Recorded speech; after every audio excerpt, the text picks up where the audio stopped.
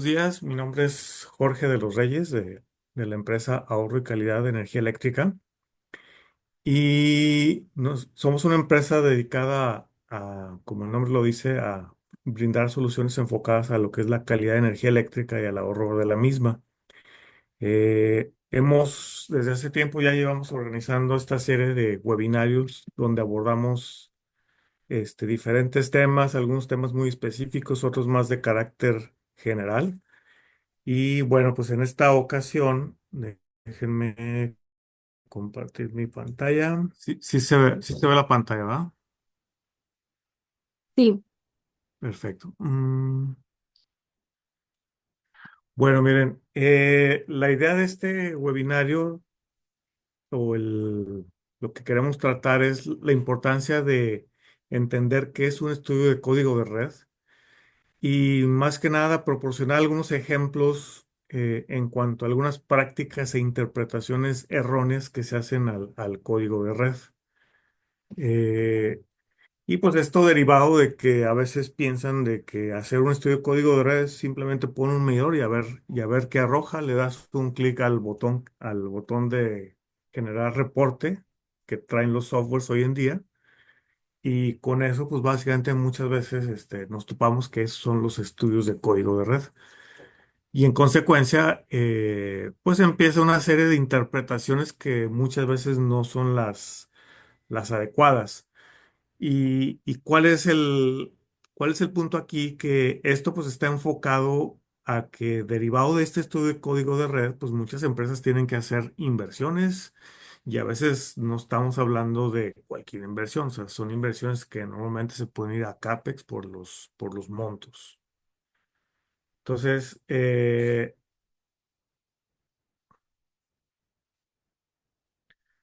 es lo que vamos a ver? Pues probablemente un repaso de qué es el código de red, los requerimientos, qué es calidad de energía,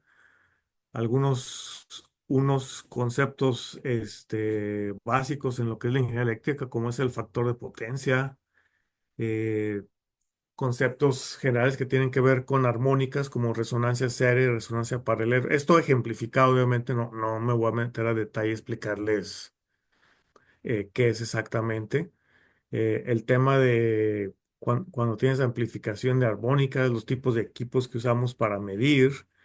Y algunos ejemplos muy enfocados ya a estos temas que resultan de cuando queremos corregir factor de potencia, cuando hay armónicas en la red, etcétera, para que vean el impacto que puede llegar a tener si no hacemos ciertas consideraciones.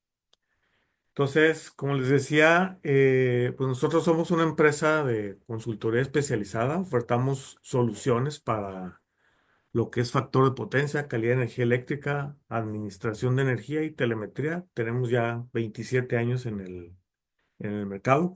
Justo esta semana acabamos de cumplir 27 años de tener presencia aquí en esta región del país. Y pues básicamente el tipo de proyectos donde trabajamos, ya lo mencioné, corrección de factor de potencia. En un principio era simplemente corrección de factor de potencia para evitar la multa y quitarnos líos con armónicas. Pues ahora ya, como tenemos la vigencia del código de red, pues para cumplir código de red. Todo lo que tiene que ver con calidad de energía al final nos lleva a manejo de información. Entonces también desarrollamos sistemas para administrar energía eléctrica, para monitorear calidad de energía eléctrica. Eh, Entendemos el tema de lo que es la calidad de energía, entonces también tenemos soluciones para mejorar la calidad de voltaje y evitar, digamos, discontinuidades en el voltaje. Y pues temas de enlaces de comunicación para medios de liquidación y estudios de calidad de energía, de donde básicamente se puede derivar todo lo anterior. Trabajamos con varias marcas, Elspeth, Schneider, Lovato. eh, Y bueno, ¿qué es código de red? Pues es un documento que emitió la ahora extinta Comisión Reguladora de Energía, eh, en donde nos da ciertos lineamientos y nos dice que todos los participantes del mercado eléctrico pues están obligados a cumplirlo o a acatar las reglas que ahí se fijan. Eh, Llevamos ya dos versiones. La primera versión salió en el 2016 y se supone que entraba en vigor el 2019. La segunda versión salió el 31 de diciembre del 2021. Se supone que entró en vigor el primero de enero del año pasado. Sí, entonces ya llevamos más de un año de retraso para aquellos que todavía no cumplen con estos lineamientos del código de red. Y básicamente el enfoque que le voy a dar a esta plática es hacia los centros de carga. Entonces, pues uno de los temas importantes tratados ahí es el tema de calidad de energía, es mejorar la calidad de energía en términos generales en la red eléctrica. Yo hablo de calidad de energía, ahora ya le llaman calidad de potencia. Realmente la traducción literal es power quality, es calidad de potencia. Sin embargo, en el español, bajo las reglas del español, pues tanto calidad de energía como calidad de potencia, ambos términos son aceptables. ¿Cuál es el objetivo? Salvaguardar la correcta operación del sistema eléctrico en términos de calidad de energía. ¿Y con qué objeto? Pues tenemos que darle continuidad, seguridad y sustentabilidad a la red eléctrica. Es tener una red eléctrica donde tengamos siempre un suministro continuo de energía. Mi interpretación personal, pues el código de red no es más que la transformación en ley de lo que por décadas fueron recomendaciones. Recomendaciones enfocadas a mejorar la calidad del suministro eléctrico en cualquier red eléctrica. Institutos como el IEEE en Estados Unidos o la norma internacional, el IEC, pues básicamente emitían una serie de recomendaciones con este objetivo principalmente. Eh, los países más avanzados, donde hay mercados eléctricos abiertos o donde no hay fuentes de energía, o sea, hay carencia en fuentes de energía, pues por décadas siempre se han implementado este tipo de recomendaciones con el fin de darle confiabilidad a la red. Entonces, yo, ¿qué es lo que concluyo de todo esto? Pues al final el enfoque del código de red es mejorar la calidad de la potencia o calidad de energía en el sistema eléctrico para que el sistema eléctrico tenga continuidad. El código de red, pues es un documento donde vienen disposiciones generales, disposiciones operativas, hay manuales, hay procedimientos. En disposiciones generales, pues tenemos temas como planeación, el estado operativo del sector eléctrico nacional, lo que es las reglas de interconexión para las centrales eléctricas o para los generadores, las reglas de conexión para los centros de carga, temas de redes inteligentes, o sea, es cómo la estás protegiendo, cómo tienes la comunicación entre tus diferentes protecciones. Y también hablo un poco acerca de sistemas eléctricos aislados. En los manuales regulatorios, pues básicamente es lo mismo, pero ahora sí se enfoca a darte las reglas de operación. Entonces, nosotros básicamente nos vamos a ir a la última parte donde vienen los requerimientos técnicos para la conexión de los centros de carga. Y esto, en términos del documento, son las últimas 15 páginas antes del primer anexo. Sí, entonces es un documento como de 300 páginas. Básicamente esta presentación está enfocada a esas últimas 15 páginas. Entonces, ¿quiénes están obligados a cumplir con código de red? En general, habla todos los que estén conectados en media tensión o alta tensión. Y media tensión, ¿qué es? 13.8, 23 kilovolts, 34.5 kilovolts, 69 kilovolts, que es allá por el occidente, 85 kilovolts en Ciudad de México, 115 kilovolts, que es la mayor parte del país, 138 kilovolts, que es en la frontera con Texas, 161 kilovolts, frontera con California, y 230 y 400 kilovolts. Entonces, todos los que estén conectados a esos niveles de tensión tienen que cumplir con código de red, ¿sí? Entonces, ¿qué pasa? Bueno, antes de, pues obviamente el manual habla de sanciones. Y habla básicamente de dos sanciones. una multa del 2 al 10% de los ingresos brutos percibidos el año anterior por dejar de observar a manera grave, a juicio de la CRE, las disposiciones en materia de calidad, confiabilidad, continuidad y seguridad del sistema eléctrico. Está medio ambigua esta frase. Habla del 2 al 10%.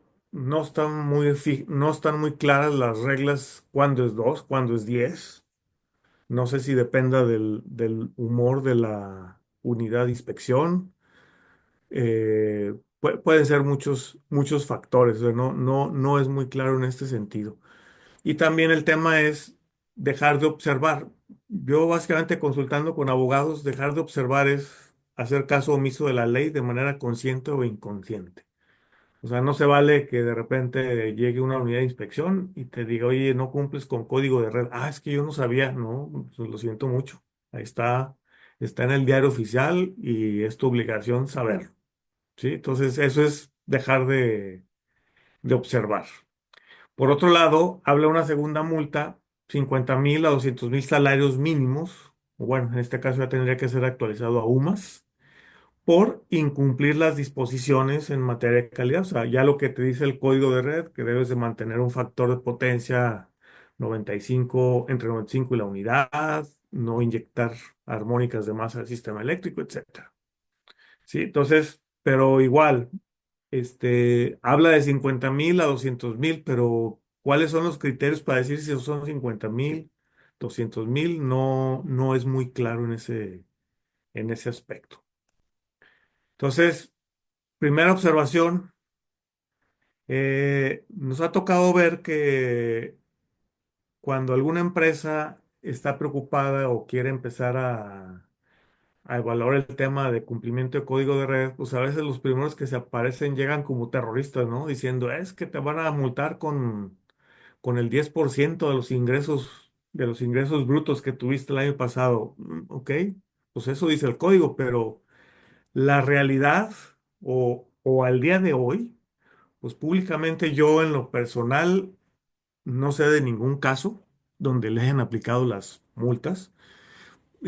Por ahí hay un chisme, no sé si sea cierto o no, que es un caso, un solo caso, pero les digo, es chisme y no sé si fue cierto o no. Entonces, o sea, al día de hoy la autoridad no ha aplicado estas sanciones. No, no quiere decir que, es que no las han aplicado, entonces yo no cumplo código de red. Bueno, aquí nomás la única observación es, pues esto está en el diario oficial de la Federación, entonces, pues eventualmente, si no lo quitan de ahí, pues eventualmente alguien puede empezar a atender esta problemática y empezar a aplicar sanciones. Pero les digo, al día de hoy, yo no sé de un caso donde hayan aplicado como tal una multa por incumplimiento a código de red.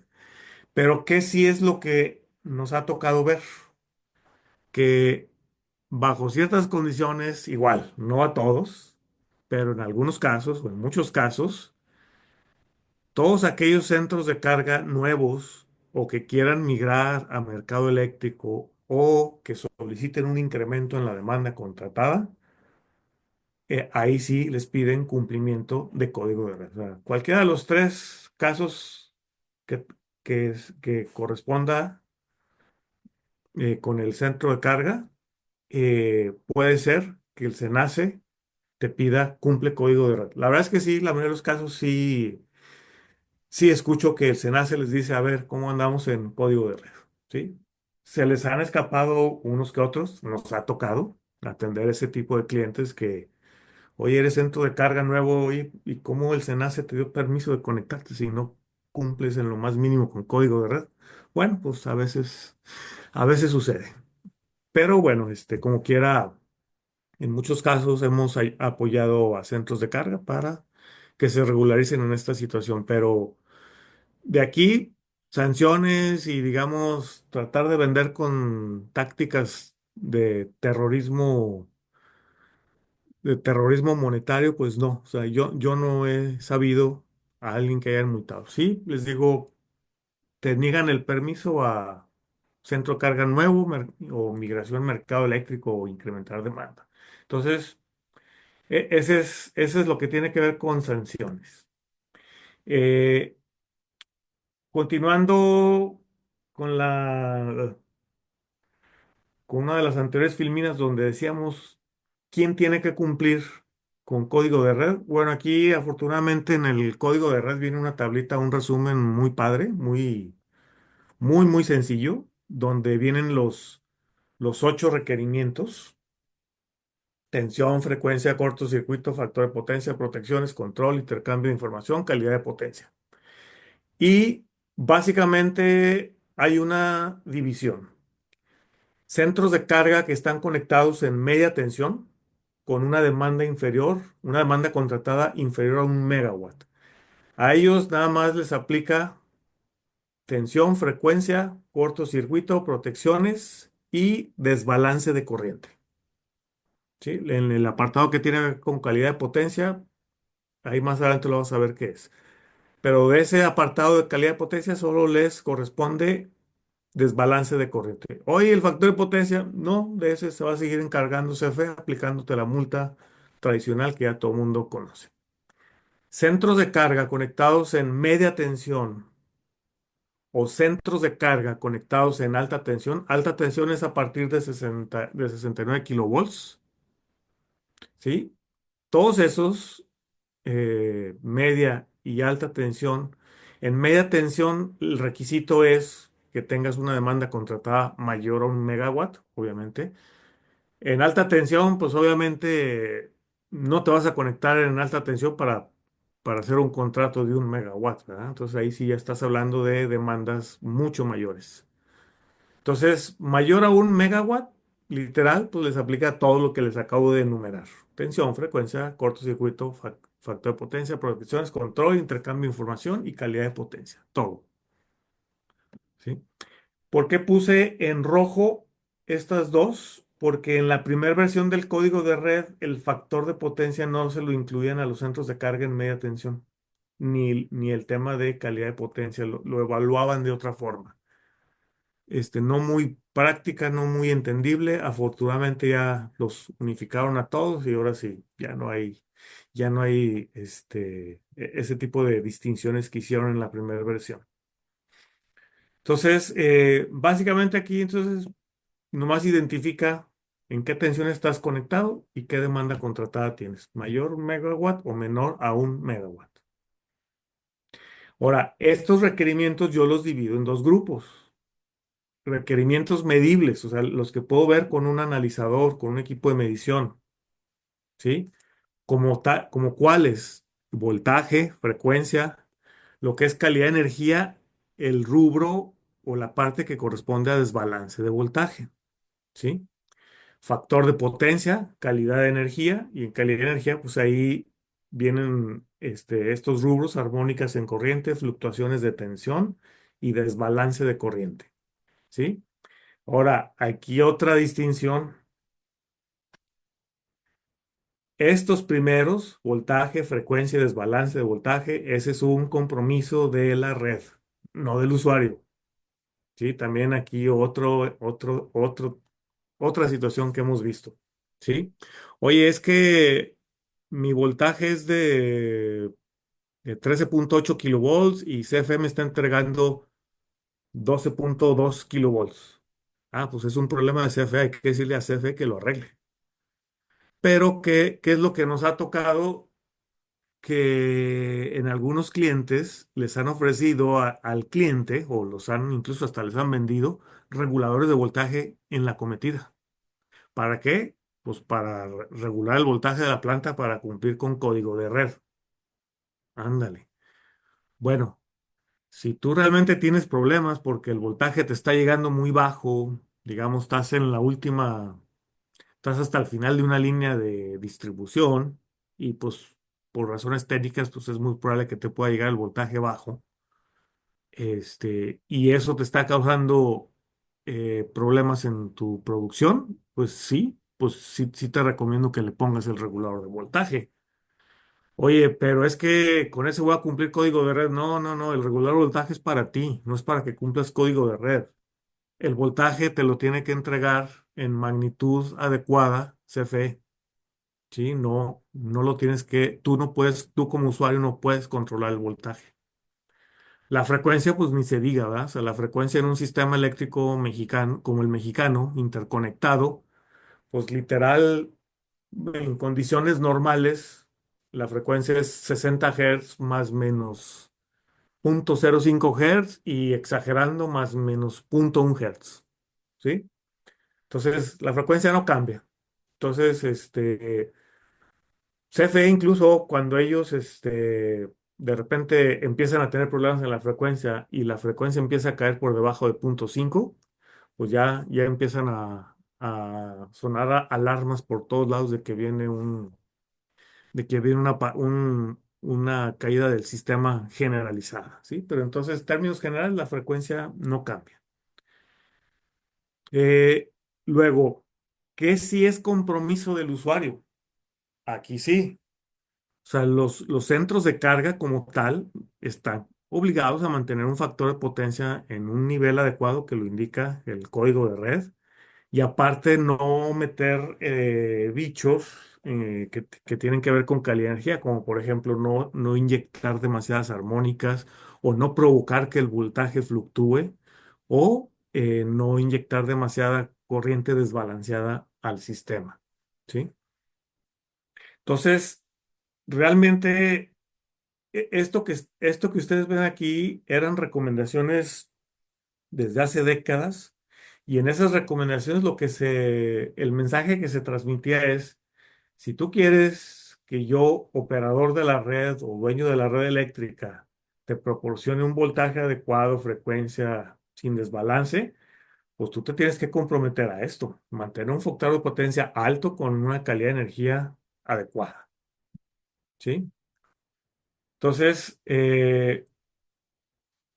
por otro lado, hay unos requerimientos que no son medibles, pero pues hay que hacer cierta ingeniería, hay que hacer cierto análisis, como pueden ser cortocircuito, protecciones, lo que es control e intercambio de información, pues el SENACE se los va a decir. O sea, el control aquí básicamente se refiere a o aplicaría a centros de carga grandes, ¿no? Que tengan una gran demanda y que el SENACE en un momento dado se vea en problemas para controlar la red eléctrica, pues ahora les puede decir, ¿sabes qué? Te voy a sacar de operación porque estoy entrando en crisis.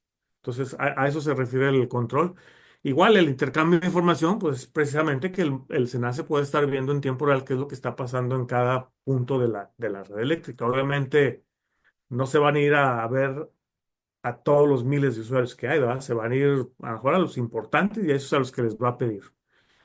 Y modelos de simulación, igual, cuando hay centros de carga nuevos o hay plantas grandes, pues igual el SENACE te puede pedir que simules ciertos escenarios de operación, para que ellos puedan contemplar dentro de de las problemáticas que se pudieran presentar en un momento dado en la red eléctrica, pues que ellos puedan contemplar esos escenarios de operación, pero igual eso te lo va a pedir el SENACE.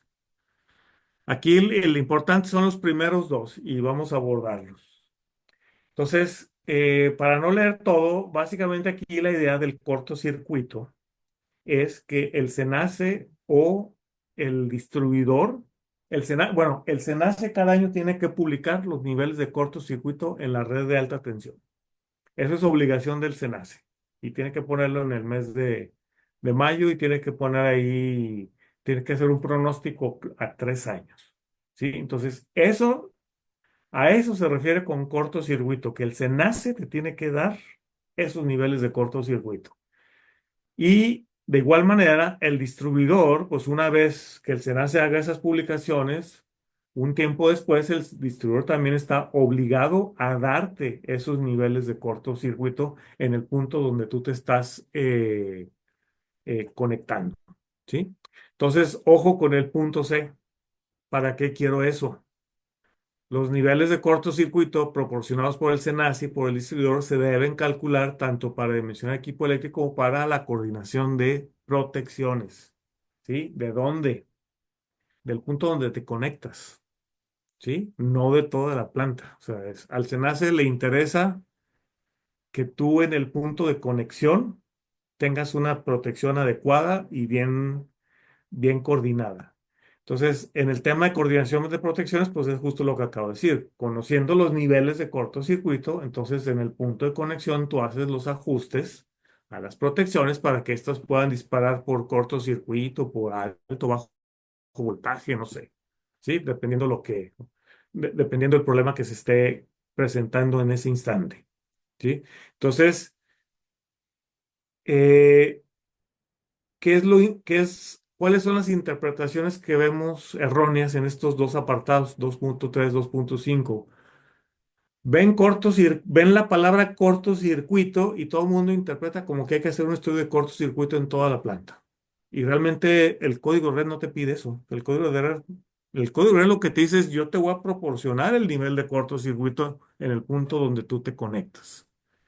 Y luego dice hacer un estudio de coordinación de protecciones en toda la planta. Al SENACE no le importa si aguas abajo en tu planta se te están disparando las protecciones a cada rato y dentro de tu planta estás interrumpiendo tu producción. Al SENACE eso no le importa, ¿sí? Al SENACE lo que le importa es que la coordinación de protecciones la hagas de manera adecuada en el punto donde te estás conectando. Entonces, hacer estudio cortocircuito, coordinación de protecciones en toda la planta no es requisito del código de red, ¿sí? Ahora, es que no es requisito, entonces no lo hago. No, sí lo haces. Tienes que hacer estudios de cortocircuito por temas de seguridad, protección, la Secretaría del Trabajo te pide que tengas un estudio de cortocircuito y esto es para saber que realmente tus protecciones al interior de la planta están bien dimensionadas, que no vaya a haber una situación donde seleccionas mal una protección y que al momento de que se presente una falla, en lugar de que el interruptor abra, el interruptor explota. O cuando cierras un interruptor bajo falla, que le explote al que lo está operando. O sea, ese es el detalle del cortocircuito que sí tienes que hacerlo. O sea, no es parte del código de red, mas sin embargo, debes de tenerlo al igual que la coordinación de protecciones. Lo que les mencionaba, si aguas abajo en tu planta, oye, es que nomás por arrancar un motor me bota el transformador. Oye, pues ahí hay un problema, ¿ah? No le estás dando los tiempos suficientes a la protección, pero ese es problema tuyo, no hacia código de red. Entonces, miren, para ejemplificar esto que les acabo de decir, pues nos ocurrió con un cliente hace ya algunos años. Un buen día me habla un cliente y me dice, oye, revisa a ver qué pasó en CFE, si tuvo, a ver de qué magnitud fue el SAC que se presentó porque se me acaba de disparar la planta.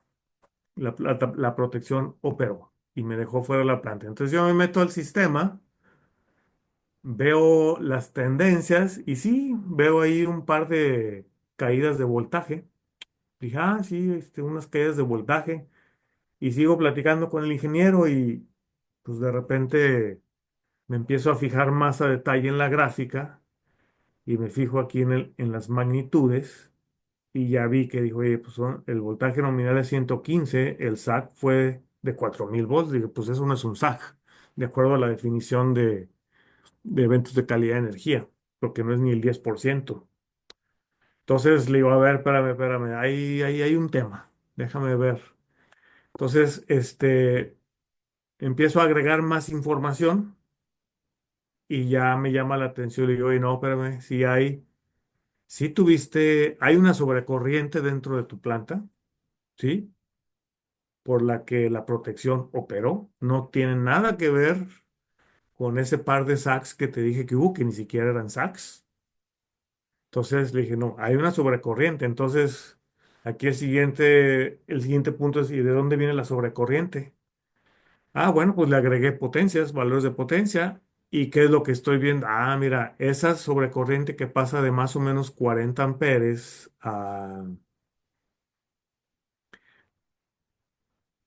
mm, déjenme ver.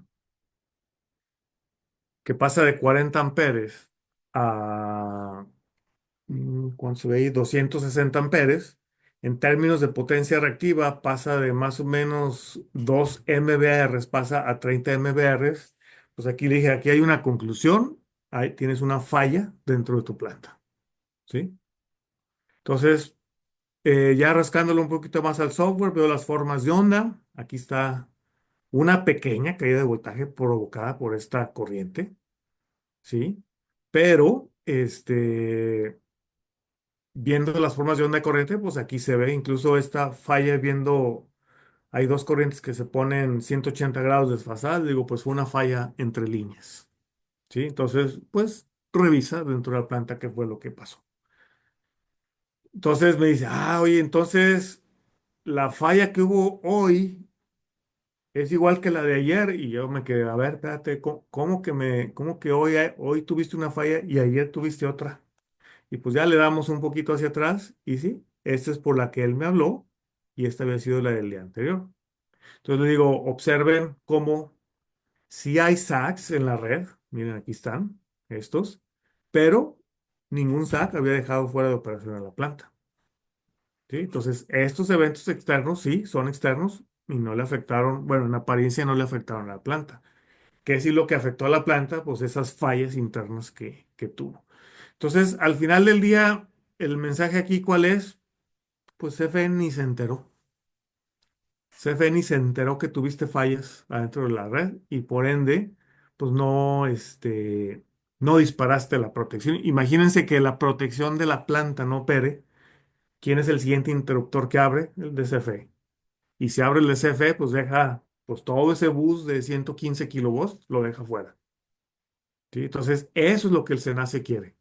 O sea, si tú tienes una falla, pues qué mal por ti, pero no me afectes al resto del sistema. Sí, entonces a eso se refieren esos dos apartados de cortocircuito y coordinación de protecciones.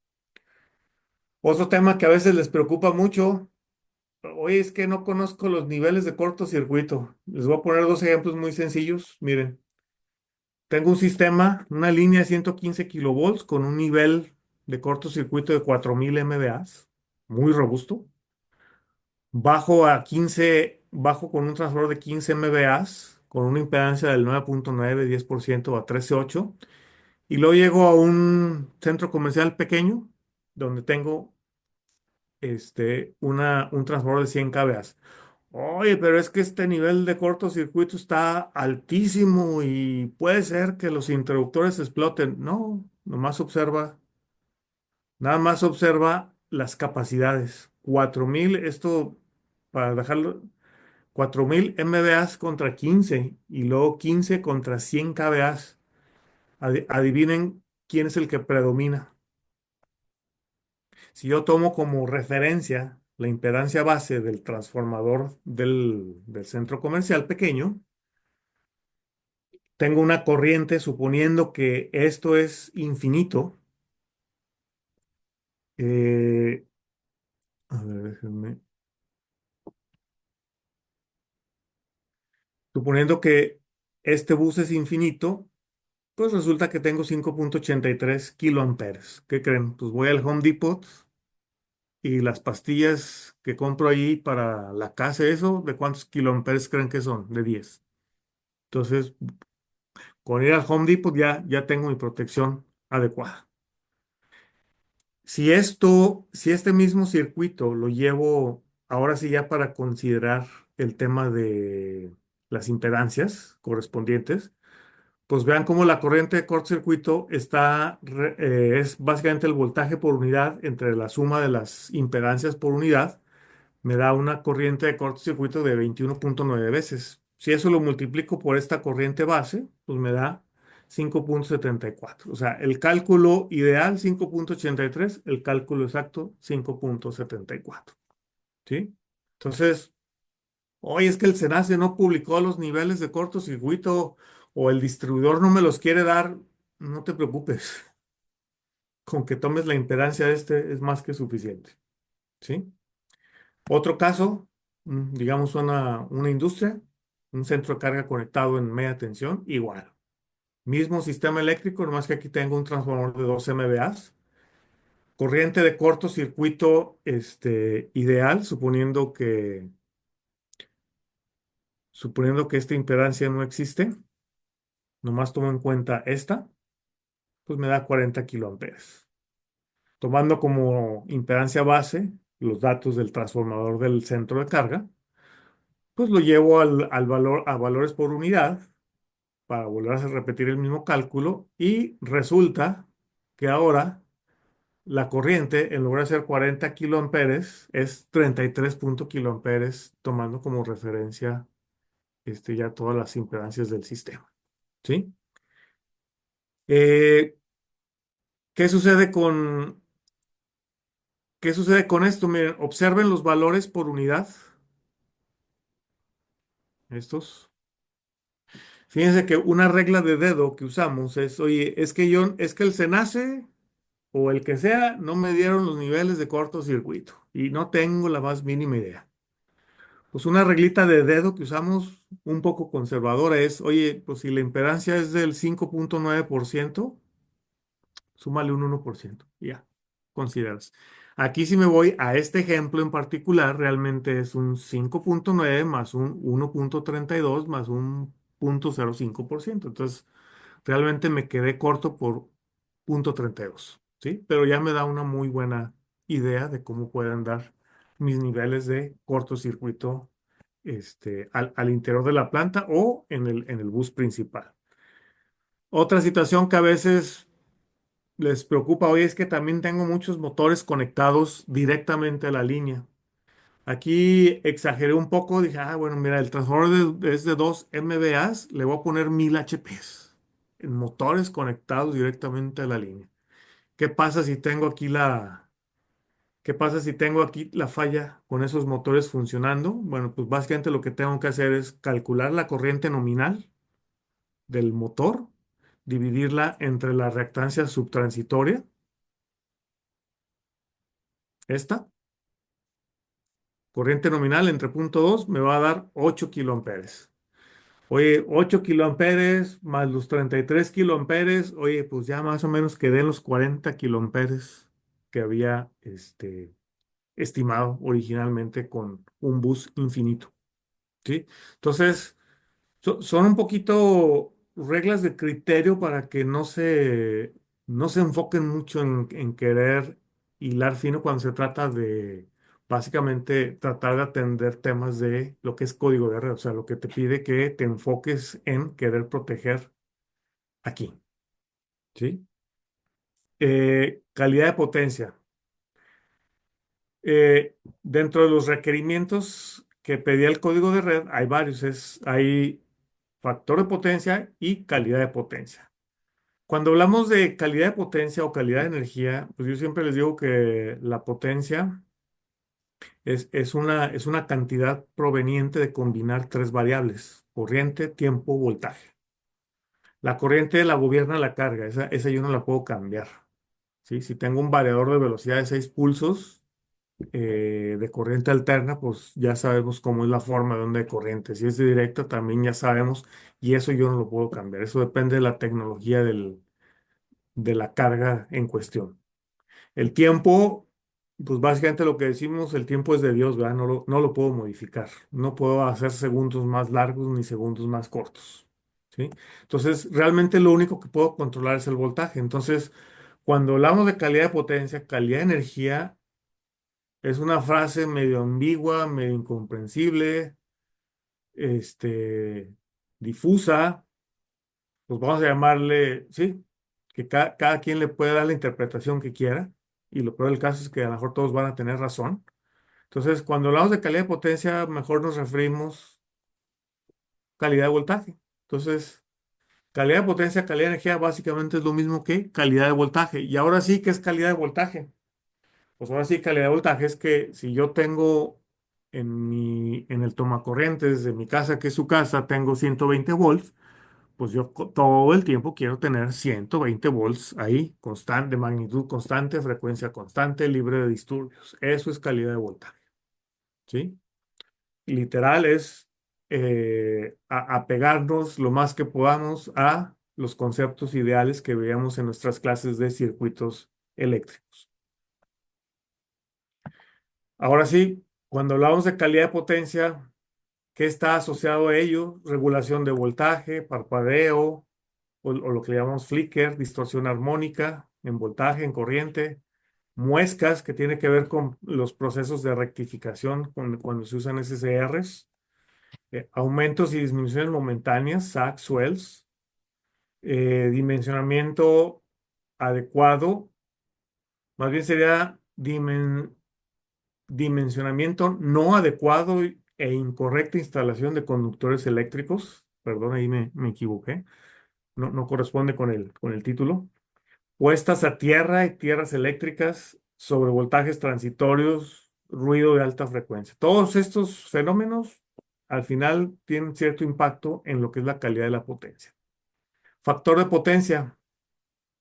Eh, Factor de potencia es un término muy usado en el lenguaje de los ingenieros eléctricos. Eh, es un concepto, si lo explicamos desde el punto de vista eléctrico, es un concepto bastante abstracto.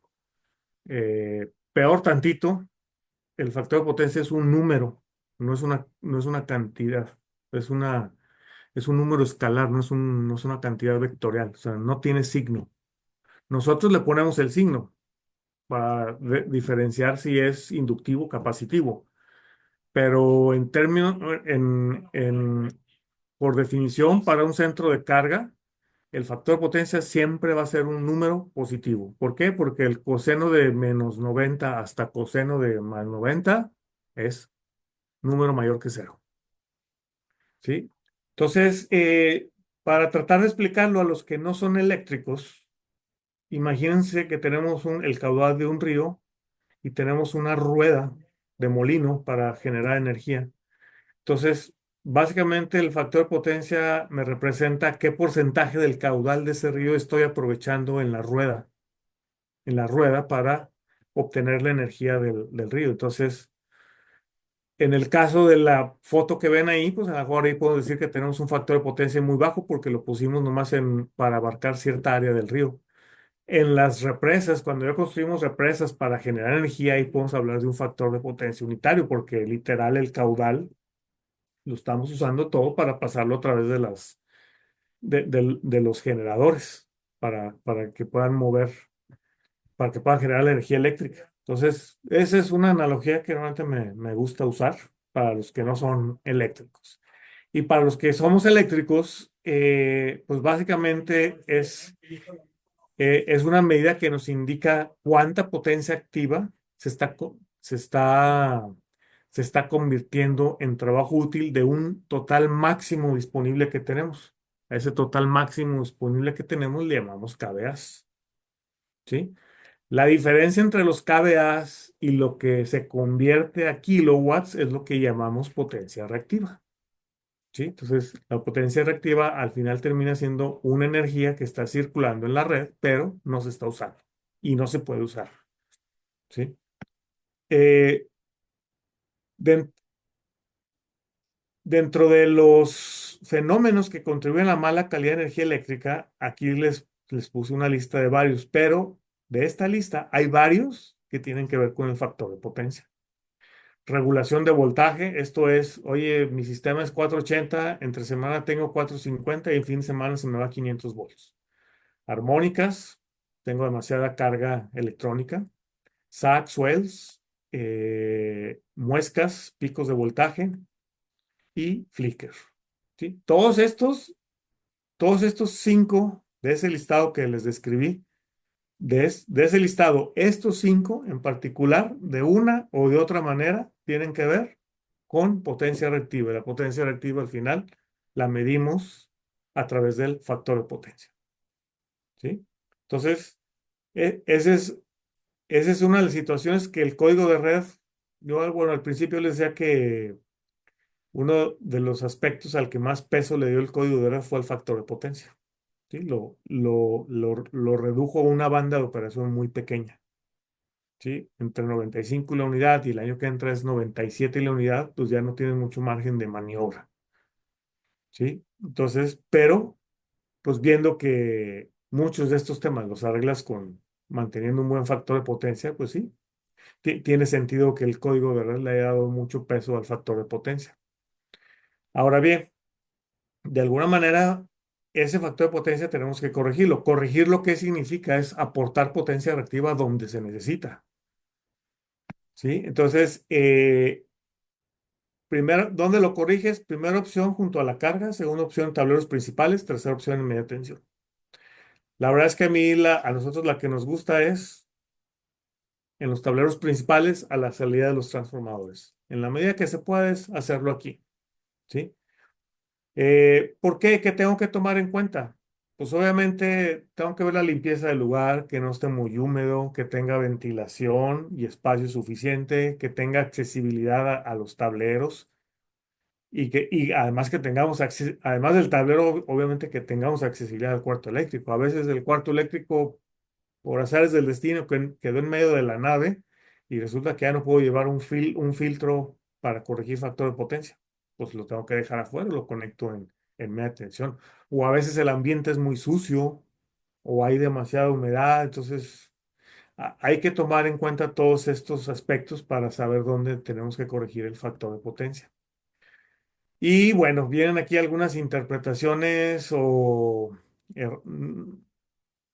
pues no quiero llamarle erróneas, o sea, pues sí, malas interpretaciones acerca del factor potencia y a veces cuando están midiendo, que hacen un reconocimiento de la planta y no se dan cuenta de lo que está instalado, pues obviamente el que entiende bien los conceptos de código de red hace una inspección por la planta, los tableros principales, etcétera.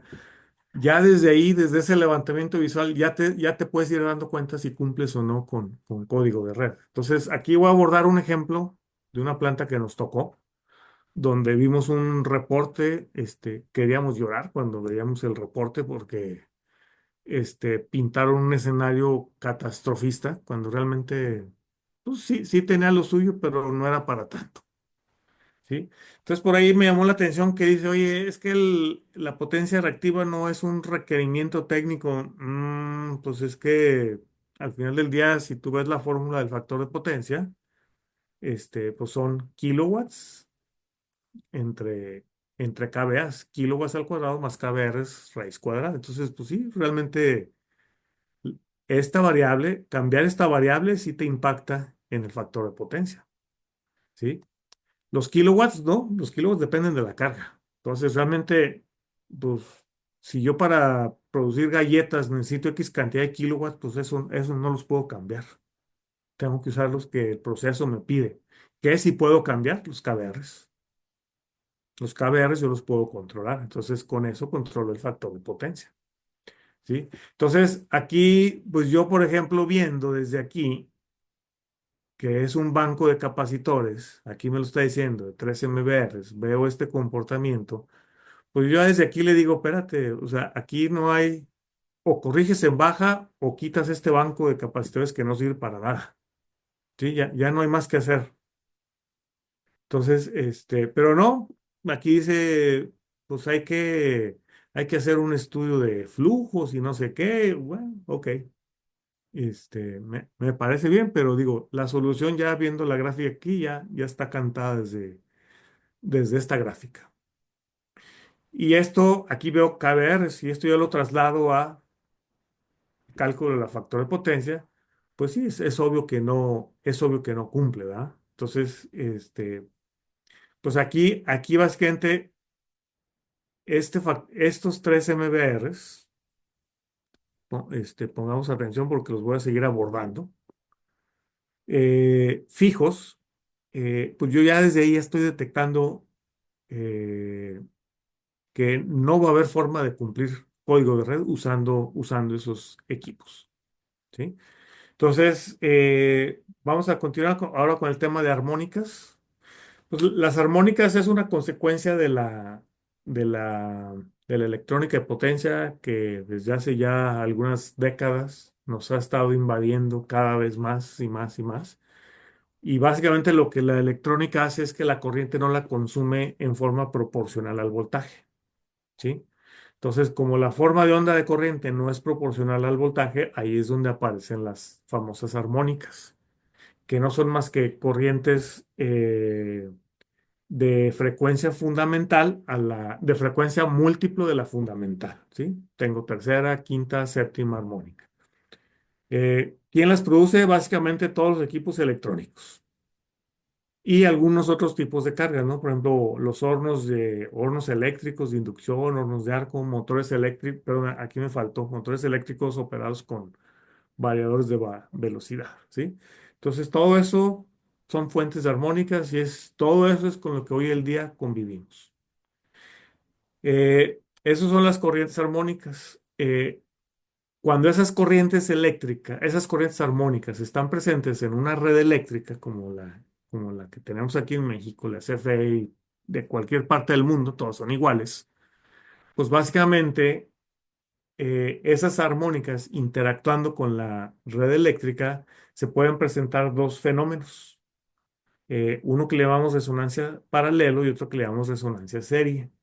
Resonancia paralelo básicamente es cuando se produce cuando la impedancia del sistema se maximiza, generando altos voltajes de distorsión armónica. Entonces, el ejemplo típico que tenemos es esta planta que estamos abordando, que les voy a poner como ejemplo. Tenemos nuestro transformador, tenemos nuestro banco de capacitores fijo y nuestras cargas son armónicas. Resonancia serie se produce cuando la impedancia es mínima. Entonces, aquí es al revés. En la resonancia serie, los elementos empiezan a absorber todas esas corrientes armónicas. ¿Qué tenemos como ejemplo?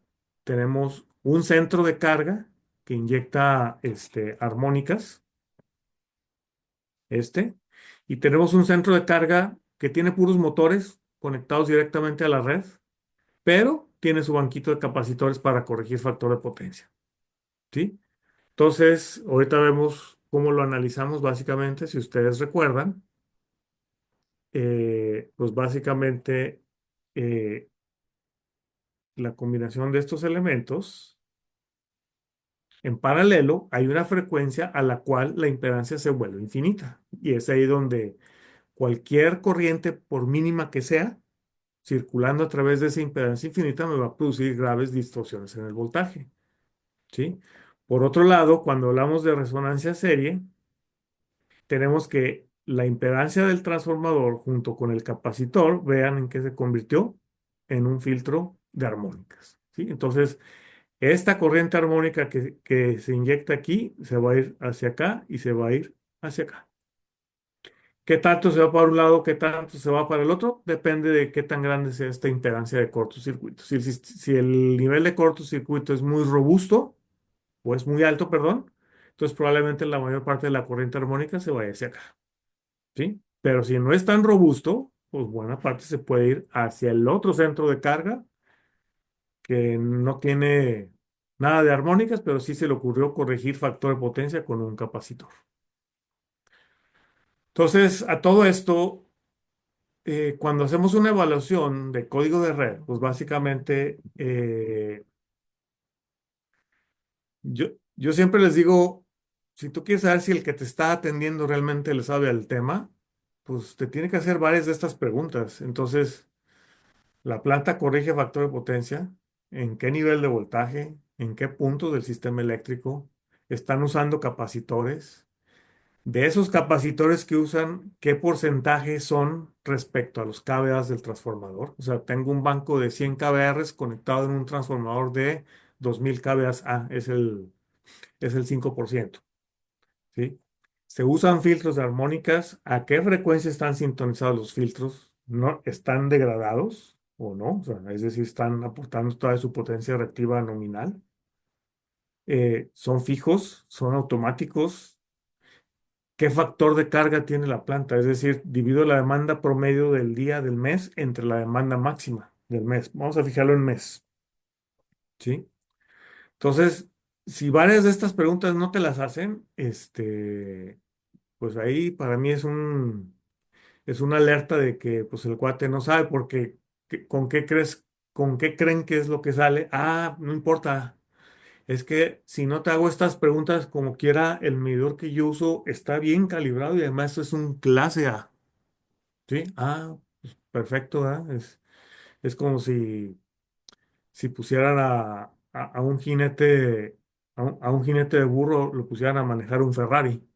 Esa es más o menos la comparación. Entonces, no importa el medidor que uses, pero realmente pues, tú lo que tienes que saber es el sistema que vas a evaluar, pues tienes que entender muchos de estos conceptos. Esta misma planta, ahora sí ya un poquito más detallada, vean, tenemos nuestro banco de capacitores, los MVAs del transformador y aguas abajo, pues ellos tienen varios transformadores y varios transformadores, todos tienen cargas que generan armónicas, ¿sí? Entonces, lo primero es que no lo vi en ningún punto del estudio que les mencionaba. Pues yo tengo este transformador y tengo estos bancos de capacitores. Yo de aquí puedo determinar una frecuencia de resonancia bastante aproximada. ¿Con qué? Con estos datos. Los dos MVAs, la impedancia y los tres MVRs. Con esta ecuación, los MVAs de cortocircuito entre los MVRs. Y de aquí, de esta relación, me da que esta, en este bus de 13.8 hay una frecuencia de resonancia en la armónica 6.7. Entonces, ahí ya abro los ojos, porque ¿qué creen? En todos los sistemas eléctricos, las armónicas que de cajón vamos a encontrar son 5 y 7. 6.7 ya estamos muy cerca de la séptima, ¿sí? Entonces aquí básicamente dice la gráfica de amplificación de armónicas contra armónicas. O sea, es decir, si yo inyecto por cada amper de corriente armónica, es decir, por cada amper de quinta armónica, que estoy aquí, por cada amper de quinta armónica que yo inyecte, pues se me va a amplificar prácticamente al doble. O sea, si yo inyecto 10 amperes, voy a tener 20 amperes del lado del sistema, ¿sí? Entonces, les comento, nos presentan el estudio y nos muestran un panorama muy trágico. Entonces, ¿qué fue lo trágico? Que miren, aquí está la corriente RMS de la planta, 150, 200 amperes. Obviamente la potencia reactiva pues está entre cero y menos algo, menos 2 MVR. O sea, no hay cumplimiento de código de red en cuanto a factor de potencia. Pero los amperes andan del orden de 40 amperes, ¿sí? 40 y llegan hasta 60. Esto fue medido con capacitores. Entonces yo le dije al usuario, a ver, espérame, aquí el tema es que los capacitores nos están distorsionando la información. Vamos a medir sin capacitores.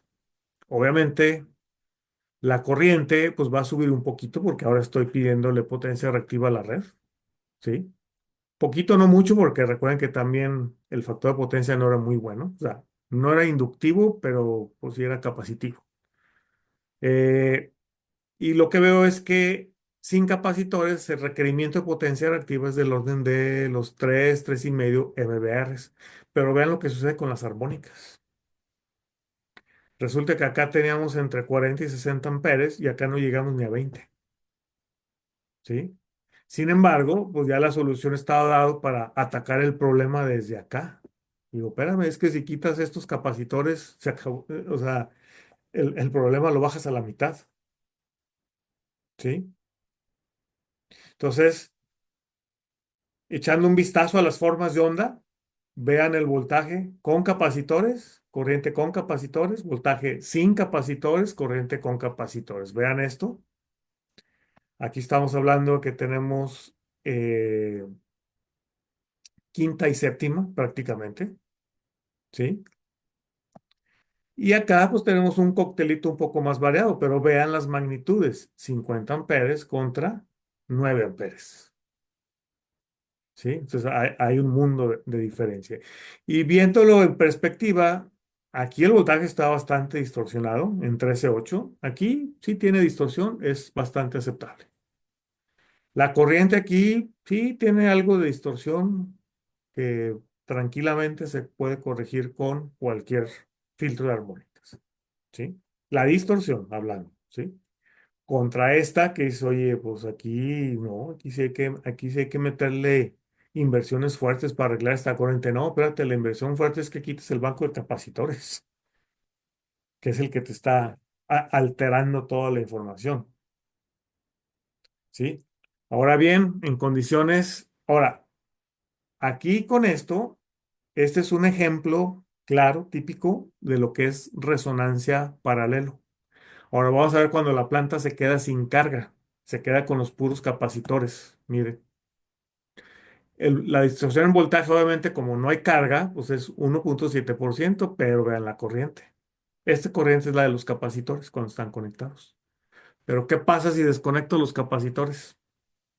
Miren, si no hay absolutamente nada de carga, más que unos cuantos motorcitos o algo, pues lo primero que me llama a mí la atención es la distorsión en voltaje prácticamente es cero, ¿sí? Oye, y esta distorsión en corriente, bueno, eso es cuando apenas van arrancando los primeros transformadores, pero vean las magnitudes de lo que estamos hablando. Aquí estamos hablando de 4 amperes.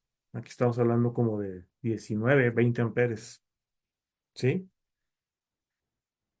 Entonces, pero lo más importante es observen la distorsión en voltaje como prácticamente es nula, ¿sí? Entonces, este es un ejemplo de resonancia serie. ¿Por qué? Porque básicamente este banco de capacitores en conjunto con esta impedancia del transformador, se está comportando como un filtro de armónicas, ¿sí? Bueno, eh, obviamente ya después de esto, después de hacer estas mediciones, bueno, para poder dimensionar adecuadamente, ¿qué es lo que necesito conocer? Obviamente necesito conocer el perfil de KVRs. Aquí yo estoy hablando de que son 3 MBRs, entonces yo necesito un equipo que de manera automática me esté compensando esos 3 MBRs. Tengo que conocer cuál es el perfil de corrientes armónicas. La corriente armónica, los 40, 60 amperes que se ven aquí contra estos. Realmente a los que tengo que atacar es a estos porque yo voy a retirar el banco de capacitores. Entonces, esto es lo que me va a quedar. ¿Sí? Entonces, aquí el tema es, si yo quiero corregir aquí, pues me voy a tener que ir contra los 60 amperes. Si yo quiero corregir acá, me voy contra 20 amperes. 3-1. ¿Sí? Y ahí les encargo un filtro en media tensión que pueda corregir armónicas 3 veces más que otro. ¿Sí? Entonces el precio, créanme que sí se va al triple. Igual, si hay desbalance de corriente, pues yo necesito saber cuál es la corriente de secuencia negativa. ¿Sí? Aquí, por ejemplo, en este caso tengo 7 amperes. Entonces, el filtro activo me va a corregir tanto esta corriente de secuencia negativa como esta corriente armónica. Y en el caso del flicker, que es lo que le llamamos parpadeo en voltaje o variaciones continuas en el voltaje, es lo mismo que acá. Básicamente lo que tengo que conocer es el perfil detallado del consumo de potencia reactiva, ciclo a ciclo. ¿Sí? En cuanto a conociendo el tema de las armónicas, el código de red me menciona una tabla, o bueno, pone una tabla donde la divide en función de los niveles de voltaje, media tensión, alta tensión le llaman nivel transmisión y alta tensión, nivel subtransmisión y alta tensión, nivel transmisión. Entonces, dependiendo de qué tan robusto sea el sistema eléctrico y qué tanta corriente demanda tu centro de carga es, qué tan robusto es el sistema eléctrico, eso traducido en otras palabras es qué tanta corriente de cortocircuito hay en el punto donde te estás conectando. Si el nivel de cortocircuito es altísimo, entonces tu sistema es muy robusto. ¿Sí? Entonces, esa corriente de cortocircuito dividida entre la corriente de carga, pues nos va a dar una impedancia que le llamamos una impedancia relativa o una razón de cortocircuito. Entonces, ahora sí, haciendo esta división cortocircuito entre corriente de carga, nos vamos aquí a esta columna donde viene cuál es la división de cortocircuito entre corriente de carga y me dice, si es menor a 20, pues estos son tus límites, ¿sí? Una distorsión total de demanda del 5. Si es una relación mayor a 1000, pues te puedo dar chance que tengas hasta una distorsión de demanda de un 20%. En media tensión, lo mismo aplica, el mismo criterio es para alta tensión, ¿sí? Entonces, eso es básicamente cómo se evalúa. Y es de acuerdo. Ahora, aquí no está muy claro porque hace referencia al código de red que se refiere, que se basa en el IEEE 519 del 2014, ¿sí? Entonces aquí el tema es que el del 2014 habla de que tomes en cuenta la corriente de demanda máxima del último año. Sin embargo, el código de red dice, toma en cuenta las corrientes de el promedio de las corrientes de demanda máxima de los últimos 12 meses. Pues si la planta más o menos tiene un ciclo de trabajo eh, parejo, uniforme a lo largo del año, pues si tomas la demanda máxima de un mes o tomas la demanda máxima promedio de los últimos 12 meses, pues te va a dar más o menos el mismo número. Pero si la demanda varía mes a mes, la demanda en la corriente o la demanda máxima va variando mes a mes, ahí ya te va a dar números diferentes. Pero aquí son criterios, pero ¿qué creen? El SENACE, ¿qué creen que les va a decir? No, házmelo con la corriente de demanda máxima. Oye, pero el código de red dice que es el promedio. Hazlo con la corriente de demanda máxima. Entonces, eh, viendo esos números, por ejemplo, esta planta, yo tengo que hay una corriente promedio de 15 amperes en 115 y un máximo de 32 amperes. La que nos importa en el caso de armónicas es la máxima, 7,91 amperes. ¿Sí? Tengo niveles de cortocircuito, un nivel de cortocircuito máximo, un nivel de cortocircuito mínimo, y aquí es donde hago las relaciones. Entonces, para un caso, puede ser que caiga en el antepenúltimo renglón, si yo me voy con promedios. Si yo me voy con máximo, en el último renglón, perdón. O sea, es más tolerante conmigo el SENACE. Pero si me voy a los valores máximos, pues no, resulta que ahora voy a caer en el antepenúltimo renglón. ¿Sí? Ahí lo que te piden es que evalúes el percentil del mes. Entonces, si yo la distorsión de demanda tomando en cuenta valores promedio, obtengo los percentiles, pues no hay manera de que cumpla. ¿Sí? Pero si yo me voy con la corriente de demanda máxima y obtengo los percentiles 95, pues a lo mejor, bueno, no a lo mejor, aquí más o menos ya cumplo con estos dos valores. Miren, el 7 y el 9. Más o menos, o sea, estoy al límite. No quiere decir que te voy a decir no hagas nada, no. Sí haz porque estás al límite, pero no es lo mismo partir de este punto a partir de este punto, de un 7% a que partamos de un 15%. Entonces, la solución va a cambiar de manera drástica en cuestión de inversión.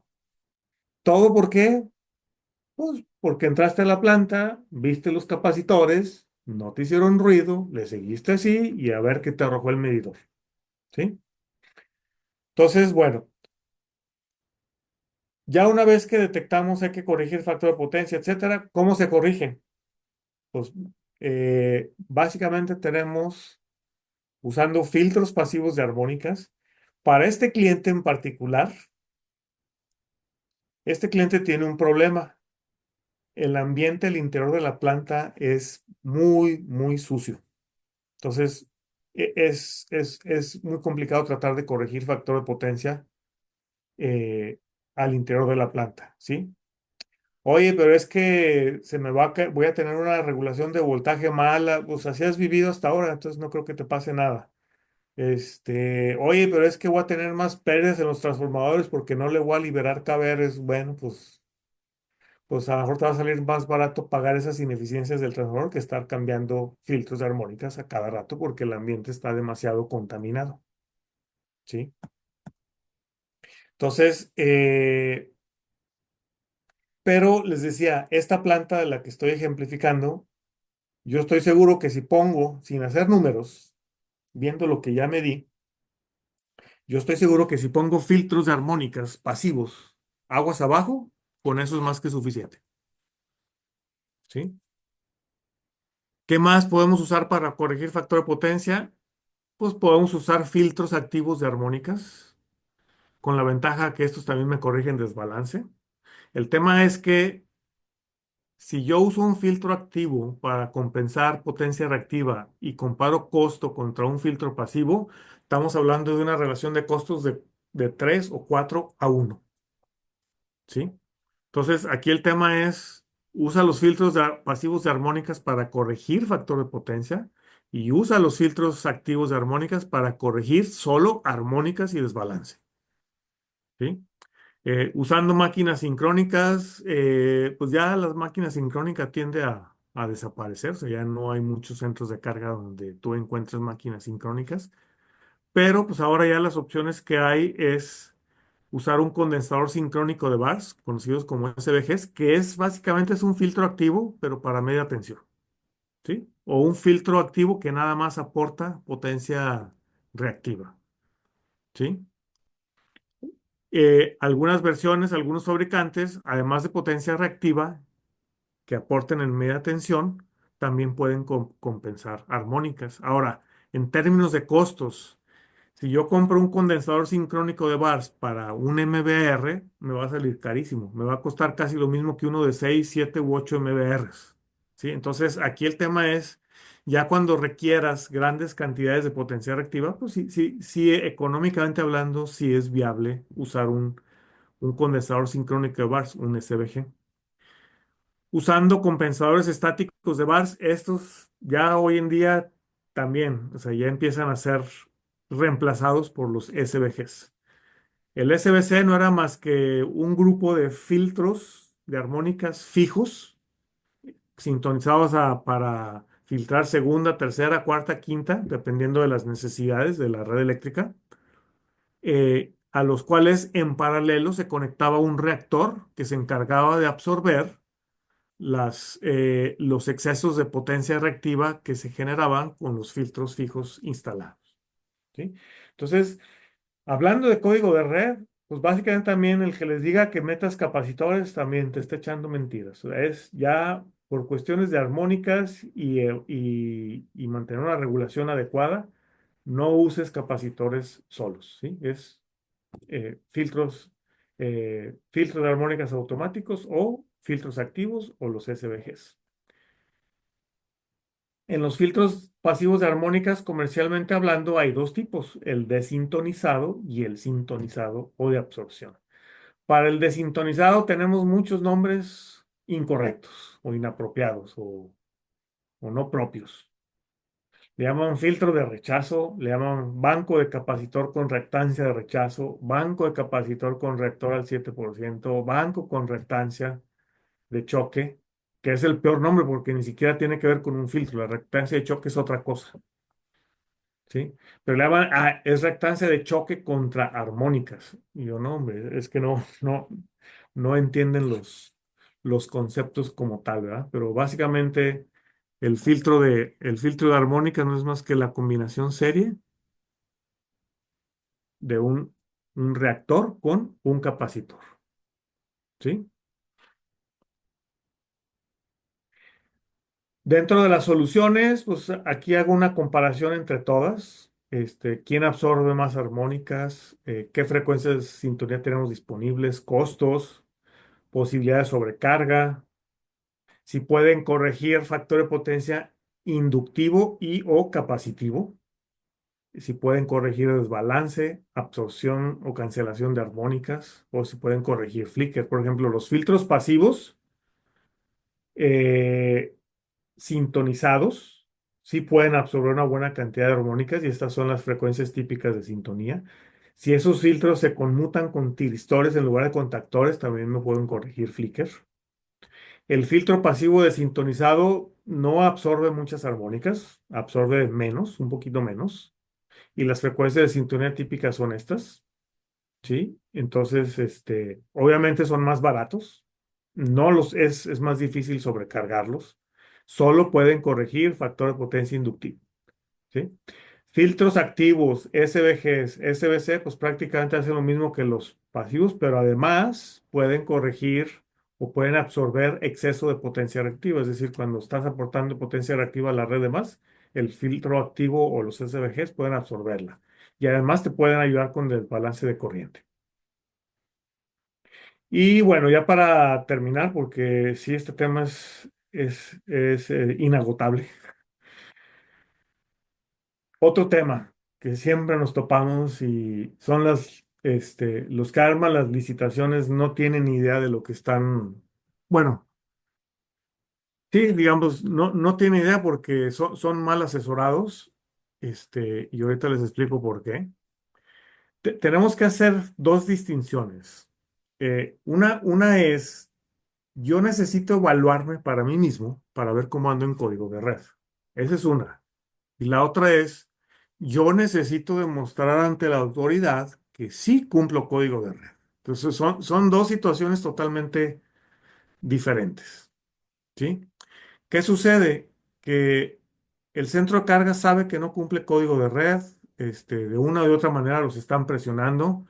Hay muchas empresas transnacionales que desde sus corporativos en país de origen los obligan a que cumplan con los reglamentos del país y les dice, oye, es que la planta que está aquí en México le dice al corporativo allá en Europa, es que en México no ha habido multas y no se ve para cuándo haya multas. ¿Y qué le dice el corporativo de Europa? A mí no me importa lo que haya sucedido o no, si está en el reglamento lo cumples y se acabó.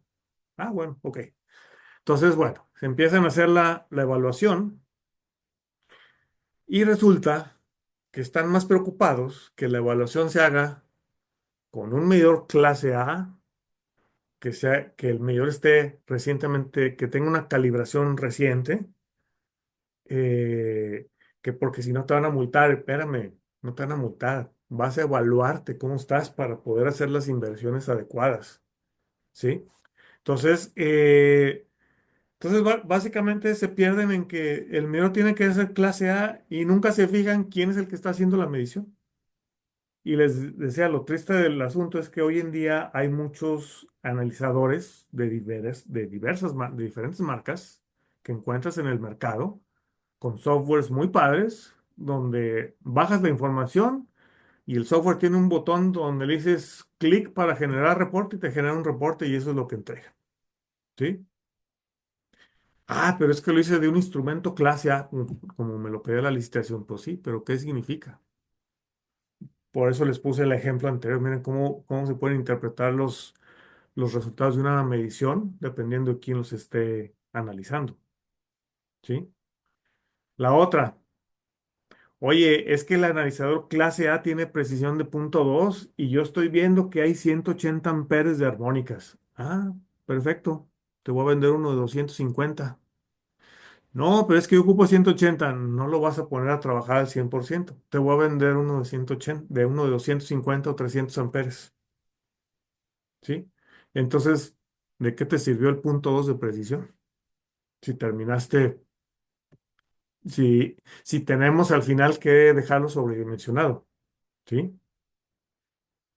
Tanto armónicas como desbalance de corriente. Entonces, ¿a qué voy con eso?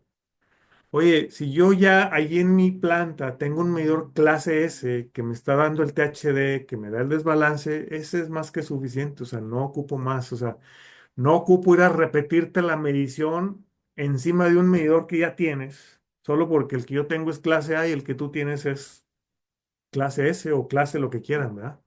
Clase cornflakes o sucaritas, el que se les ocurra. Entonces,